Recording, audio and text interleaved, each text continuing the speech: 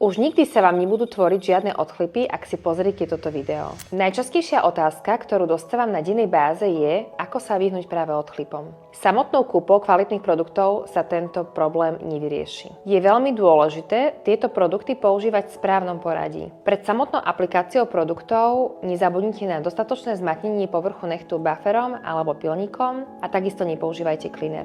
A teraz tá najdôležitejšia otázka, ktoré tekutiny použiť v akom prípade a hlavne v akom poradí. Štandardne vám z prípravných tekutín bude postačovať kombinácia neoprepu, acid-free primeru a bázy Synchro. Touto kombináciou sa povrch nechtu dostatočne dehydruje, vytvorí lepivú vrstvu medzi nechtom a aplikovaným gelom a použitím Synchro bázy vytvoríte dokonalú plynnavosť na celé týždne. Ak však máte klientku, ktorá má nechty krehké, lámavé alebo namáhané, odporúčam zaradiť ako ďalší produkt primer. Aby ste sa v tom nestrácali a produkty vedeli použiť v správnom poradí, ako jedna z mála značiek sme vytvorili jednoduché označenie, kde si produkty viete aplikovať od jednotky až po trojku.